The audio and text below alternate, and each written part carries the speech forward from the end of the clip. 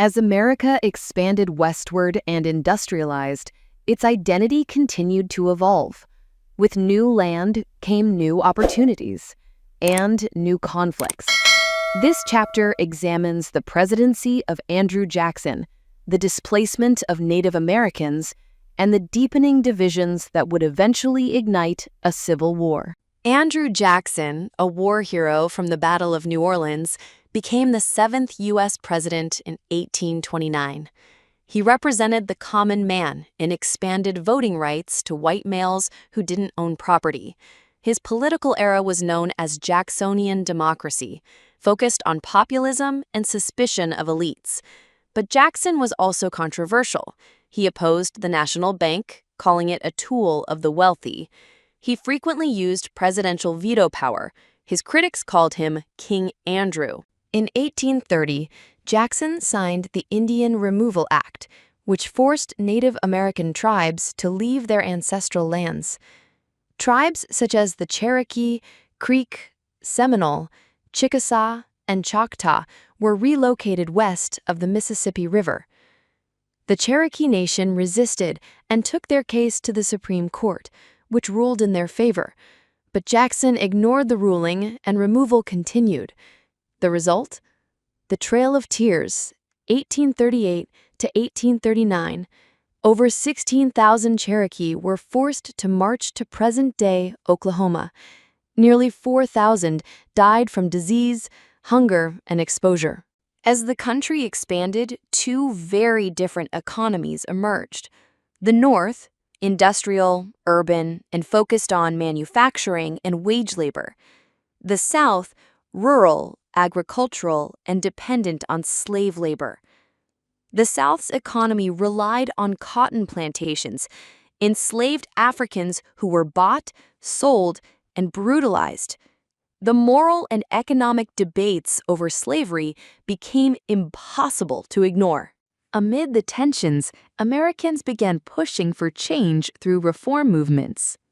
Abolitionism, led by figures like Frederick Douglass, Harriet Tubman, and William Lloyd Garrison, this movement demanded the end of slavery. Women's rights. In 1848, the Seneca Falls Convention issued the Declaration of Sentiments, calling for women's equality. Temperance movement, aimed to reduce alcohol consumption. Public education, led by Horace Mann. It pushed for free, universal schooling. The 1800s were a time of both division and progress. In 1846, the U.S. went to war with Mexico, driven by the belief in manifest destiny, the idea that America was destined to expand coast to coast. Key events: the U.S. invaded Mexico and captured Mexico City. The Treaty of Guadalupe Hidalgo, 1848, ended the war. The U.S. gained a massive amount of land: California, Arizona, New Mexico, Utah, Nevada, and parts of others. This fulfilled manifest destiny, but reignited the slavery debate. Would slavery be allowed in the new territories?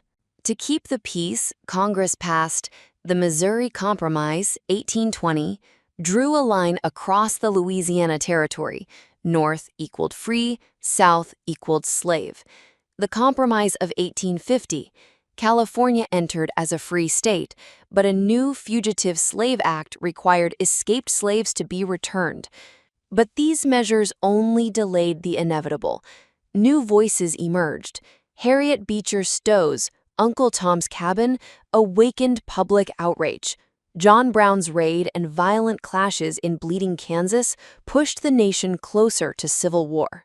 By the mid-1850s, the Republican Party rose, opposing the spread of slavery.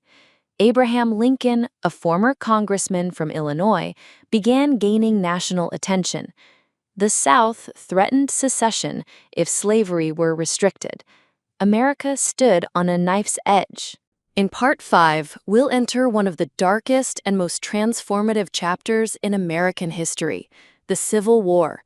A time of brother against brother, of freedom versus oppression, and of a nation on the brink of destruction.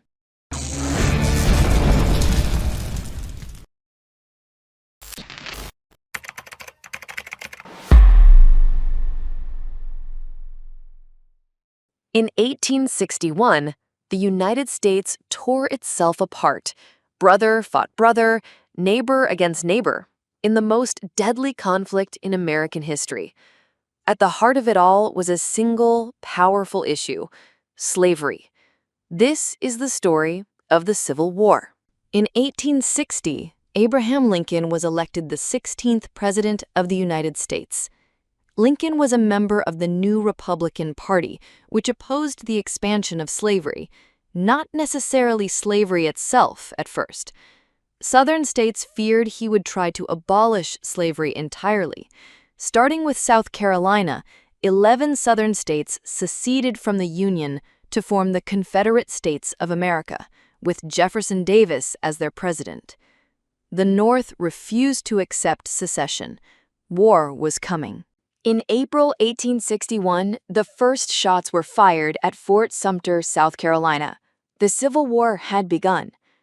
The Union, North, had more soldiers, factories, and railroads. The Confederacy, South, had strong generals, home field advantage, and fierce motivation. Major early battles. First Battle of Bull Run, 1861, showed the war would be long and brutal. Battle of Antietam, 1862, bloodiest single day in U.S. history, over 22,000 casualties. Battle of Shiloh, 1862, demonstrated the war's scale and horror. On January 1, 1863, Lincoln issued the Emancipation Proclamation. Freed all enslaved people in Confederate-held areas, shifted the war's focus from preserving the Union to also ending slavery. Although it didn't immediately free all slaves, it prevented European countries from supporting the South, allowed black men to join the Union Army. Over 180,000 did. This marked a turning point in the war and American history. 1863 became the decisive year of the war. The Battle of Gettysburg, July 1st to 3rd, 1863, fought in Pennsylvania. The largest and bloodiest battle of the war. Union victory that stopped Confederate General Robert E. Lee's invasion of the North. Siege of Vicksburg, May to July 1863, gave the Union full control of the Mississippi River, split the Confederacy in half.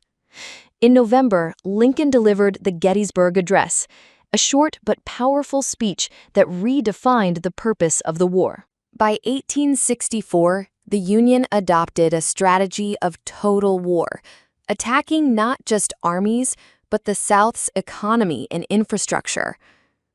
General William Tecumseh Sherman led his march to the sea, destroying railroads, farms, and cities from Atlanta to Savannah, Georgia.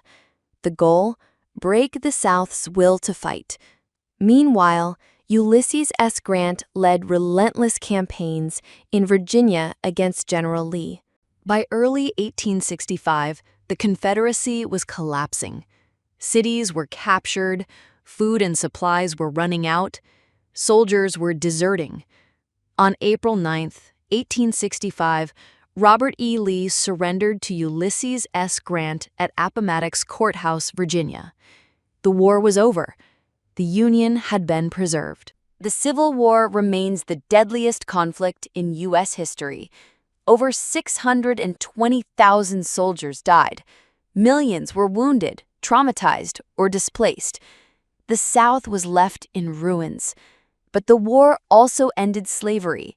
The 13th Amendment, ratified in 1865, abolished slavery in all U.S. states and territories.